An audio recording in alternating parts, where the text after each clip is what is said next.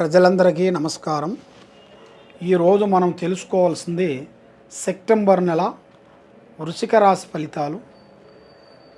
ఈ క్రోధినామ సంవత్సరంలో ఈ సెప్టెంబర్ నెల వృశ్చిక రాశి ఫలితాలను ప్రకారంగా చూసుకుంటే స్థితిగతులు ఎలా ఉన్నాయి, ఇలా యోగం ఎంతవరకు వచ్చేసింది, వీళ్ళు చేయాల్సిన పనులు ఎంతవరకు ఉన్నాయి, ఎప్పటి నుంచి ఎప్పుడు వరకు టయాలనేది అభివృద్ధిగా రాబోతున్నాయనేది మనం తెలుసుకోబోతున్నాం.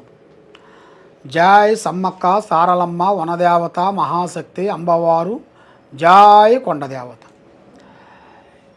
ఈ రాశి వాళ్ళకి విశాఖ నక్షత్రము 4 పాదములు, అనురాధ నక్షత్రము 2, 3, 4 పాదములు, జ్యేష్ఠ నక్షత్రము 1, 2, 3 పాదములు కలిస్తేనే ఈ వృశ్చిక రాశి ఫలితాలు.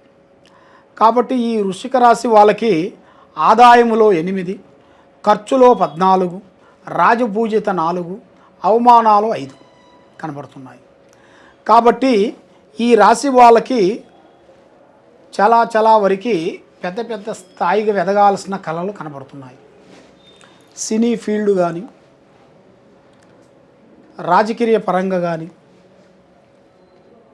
వీళ్ళకి మెయిన్గా ఈ జాతకములో ఉండవలసిన వాళ్ళకి వీళ్ళు ఊహించని స్థాయికి వెదుగుతారు. పెద్ద స్థాయిగా అంటే వీళ్ళు అనుకోరు ఫలానా స్థాయికి వెదుగుతాము, ఫలానా విధానాలుగా మాకు కలిసి వస్తుంది అనేది కూడా వీళ్ళకి కూడా తెలియదు. కాబట్టి వాళ్ళ తెలివితేటని బట్టి, వాళ్ళ టాలెంట్ని బట్టి, వాళ్ళ ధైర్యాన్ని బట్టి కొన్ని అభివృద్ధి అయ్యే మార్గాలు కొన్ని కనబడుతున్నాయి. కాబట్టి ఈ రాశిలో ఉండవలసిన వాళ్ళకి గత 3 సంవత్సరాల క్రితంలోనే కొన్ని బ్రేకులు తగిలినాయి. ఆ బ్రేకుల వల్ల వీళ్ళు ముందుకు ఎదగకోకుండా కొన్ని సమస్యలతో నిదానముగా ఒక్కొక్క స్టెప్పు ఎదుగుతూ వస్తున్నారు. ఇప్పుడు ఈ సెప్టెంబర్ నెల 13వ తారీఖు నుంచి కొన్ని పనులు రాబోతున్నాయి. పెద్ద కార్యక్రమాలు, చేయాల్సిన పనులు, ఉద్యోగ విశేషాలు, వ్యాపార విషయాలు, కుటుంబ విషయాల్లో కొన్ని మార్పులు రాబోతున్నాయి. కొన్ని కళ్యాణాల విషయాలు, పెళ్ళిళ్ళు కొన్ని కావాల్సినవి, కొన్ని ఆటోమేటిక్గా పెద్దవాళ్ళు చెప్పినవి కాకోకుండా వీళ్ళ సొంత మూల్యంలో కొన్ని కావటం అవి అతి దగ్గరలో కనబడుతున్నాయి. కాబట్టి మీరు ఏ పని చేసినా, ఏ కళ్యాణం చేసుకున్నా, ఏ కార్యక్రమానికి వెళ్ళినా కొన్ని జాగ్రత్తలు మీరు పాటించాలి. కొన్ని జాగ్రత్తలు మీరు పాటించని వెడల మీ మీద ఆటోమేటిక్గా లేనిపోయినవన్నీ వచ్చి పడిపోతుంటాయి. అంటే మీరు ఏం చేయరు, ఏమి చేయకపోయినా కూడా మీ మీద కొన్ని చెడు ఆరోపణలు కొన్ని వస్తుంటాయి. ఫలానా వాడు ఫలానా ఈ విధంగా ఉంది, ఫలానా స్త్రీ ఈ విధంగా ఉంది అన్నిటిగా కొన్ని లేనిపోయిన మాటలు మనకి ఏమి చేయకపోయినా కూడా అవి ఆటోమేటిక్గా ఆ సమస్యలు వచ్చి పడిపోతుంటాయి. అవి మీకు దగ్గరలోనే ఉన్నాయి. కాబట్టి అవి పడక ముందే మీరు కొన్ని జాగ్రత్తలు పాటించాలి. కొన్ని పనులు మీరు పూర్తి చేసుకోవాలి. కాబట్టి మీకు మెయిన్గా మీ మీద ఉండాల్సిన కొన్ని గ్రహాలు కనబడుతున్నాయి. ఆ గ్రహాలని మీరు శాంతం చేయించుకోవాలి. శాంతం చేయించుకుంటేనే మీకు మంచి జరుగుతుంది. ఆరోగ్యంలో కానీ, ఉద్యోగంలో కానీ, కళ్యాణంలో కానీ, చదువులో కానీ, మీరు ఏ ఫీల్డ్ అయినా కానీ మీకు తప్పకుండా అభివృద్ధి పొందే యోగం అనేది కనబడుతుంది. కాబట్టి మీరు ఏ కార్యక్రమానికి వెళ్దాం అనుకుంటున్నారో, ఏ పని చేయాలనుకుంటున్నారో మీరు కుటుంబంలో కలిసిమెలిసి చేయాలి. సొంతం వల్ల మీకు కొన్ని బ్రేకులు రాబోతున్నాయి. కొంత బంధువుల వల్ల, కొంత స్నేహితుల వల్ల కొన్ని సమస్యలు వచ్చే మార్గాలు కొన్ని కనబడుతున్నాయి.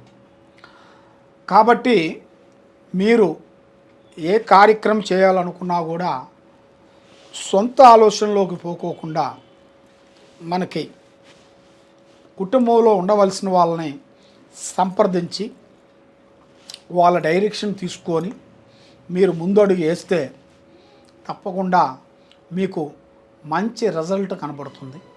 మంచి మంచి పనులు అనేది మీకు అభివృద్ధి అయ్యే మార్గాలు కొన్ని కనబడుతున్నాయి.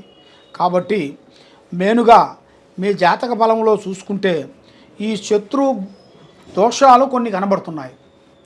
శత్రు దోషం, ఆ శత్రు దోషం వలన మీరు ఎంత పని చేయాలనుకున్నా కూడా ఏదో ఒకటి డిస్టర్బెంట్ అయిపోతుంటుంది మీకు. ఆ డిస్టర్బెంట్ కాకూడదు అనుకుంటే మీరు చేయాల్సింది అమ్మవారు పూజ చేయాలి. మరి ఏ అమ్మవారు పూజ చేస్తే మాకు కలిసి వస్తుంది స్వామి అని చాలామంది మమ్మల్ని అడుగుతుంటారు. కాబట్టి మీరు చేయాల్సిన పూజ కార్యక్రమం ప్రకారంగా చూసుకుంటే మెయిన్గా ఆ అమ్మవారు మీరు చేయాల్సిన పూజ ఏమిటంటే మెయిన్గా ఆ దుర్గాదేవి, ఆ అమ్మవారు, ఆ వనదేవత, ఆ అమ్మవారు, ఆ సృష్టితో కలిగిన వారాహిని మాత, శ్రీ వారాహిని మాత, ఆ అమ్మవారు చాలా గొప్ప దేవత. ఆ అమ్మవారిని మీరు పూజించాలి. ఆ అమ్మవారికి మీరు తప్పకుండా మీ ఇంట్లో అమ్మవారిని పెట్టుకొని పీఠం పెట్టుకొని 9 వారాల పాటు అష్టమి రోజున మీరు ఆ అమ్మవారిని నిలుపుకోవాలనుకుంటే అష్టమి రోజునే పెట్టుకోవాలి, ఏరే రోజు పెట్టకూడదు. ఆ అష్టమి రోజుని పెట్టుకోవాలి. ఆ అష్టమి రోజు కూడా పగులు పూట చేయకూడదు, రాత్రిపూట 7 దాటిన తర్వాత 7 దాటిన తర్వాత ఆ అమ్మవారికి మీరు ఆ వారాహిని మాత పూజ తప్పకుండా మీరు చేసిన వెడల ఆ 9 వారాలు మీరు తప్పకుండా చేస్తే ఆ అమ్మవారు మీకు ఏ రూపములైన ఒక రూపంలో మిమ్మల్ని కటాక్షిస్తుంది. మీ శత్రువుల్ని సర్వనాశనం చేస్తుంది. మీ మీద ఉండాల్సిన కర్మదోషాలు వెళ్ళిపోతాయి. మీ ఆరోగ్యాలు బాగుంటాయి. మనశ్శాంతి ఉంటుంది. లక్ష్మి నిలబడుతుంది. చేయాల్సిన కార్యక్రమాలు మీకు అభివృద్ధిగా పొందుతారు. సర్వోజన సుఖినో భవంతు. ఓం నమః శివాయ.